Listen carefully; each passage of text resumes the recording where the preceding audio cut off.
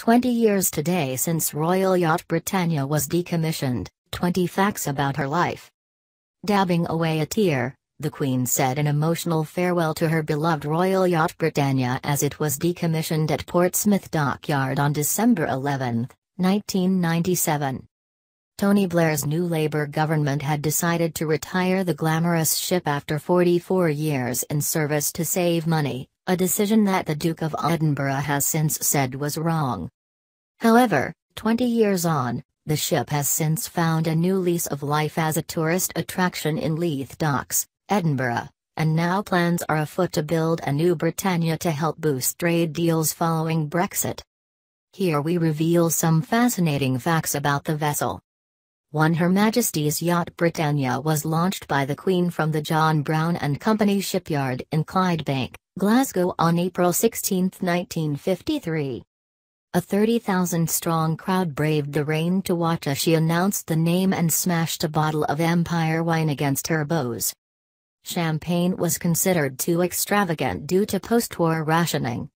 2. Designed to be a symbol of the nation's pride and the flagship of the royal family, Britannia was the 83rd royal yacht. The first was HMY Mary, built in 1660 as a gift from the Dutch for Charles II. Britannia was the second to bear the name, after a racing cutter built for the Prince of Wales in 1893. 3. Then the largest yacht in the world, Britannia cost £2 million to build, was 412 feet long and weighed in at nearly 6,000 tons. It was designed to be a floating palace which could be used as an embassy at sea and entertain heads of state. Over the years those who dined aboard would include Sir Winston Churchill, Nelson Mandela, and Bill Clinton.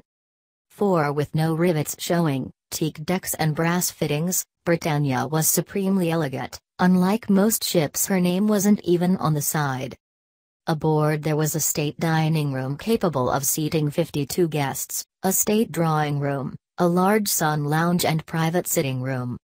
5. Although grand, the Queen intervened to cut the cost of the yacht's extravagant decor in the original plans commissioned by her father King George VI, who died in 1952. Both she and the Duke of Edinburgh personally approved fabrics, paintwork and even door handles and lampshades. There were separate bedrooms for the Queen and Prince Philip, each with a single bed but an interconnecting door. 6. With its comfy sofas and photos of family members, the overall idea was to give the impression of a country house at sea, said Sir Hugh Casson, Britannia's architect.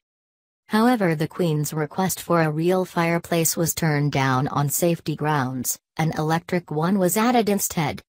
7. The ship did boast a garage for the Queen's Rolls-Royce, a 24-hour laundry and even an eating stool.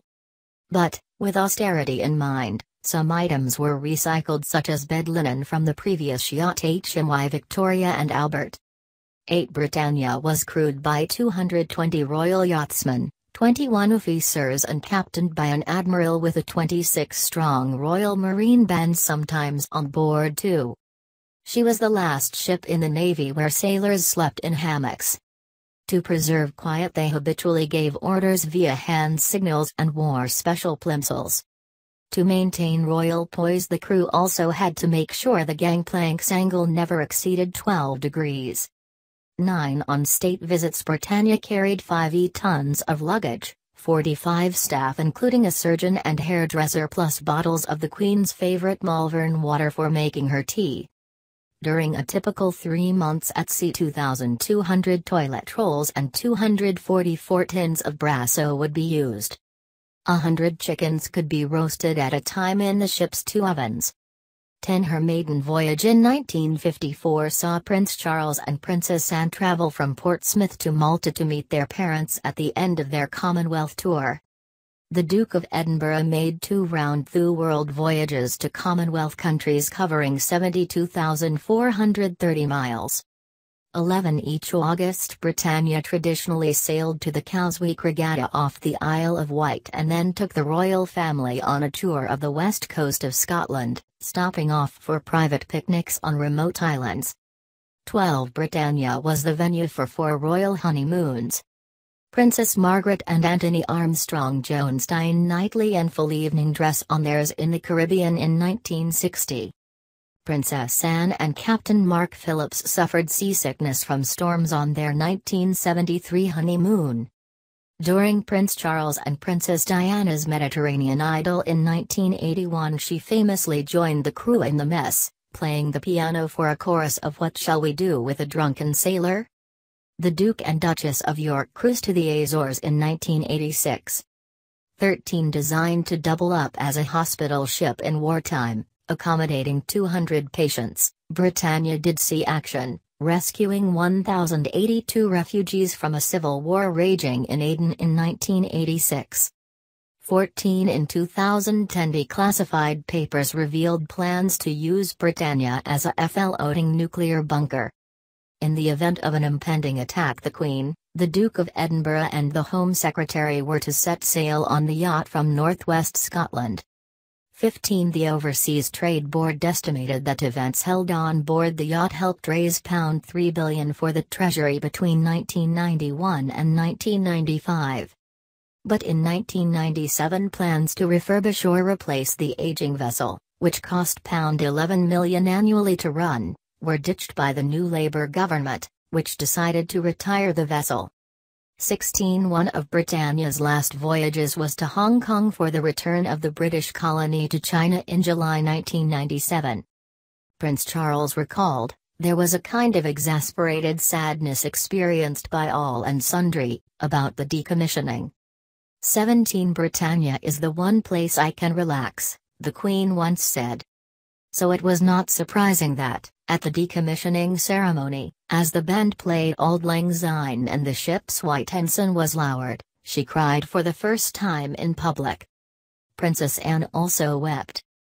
All the clocks on board were stopped at 15:01, the time the Queen was piped ashore.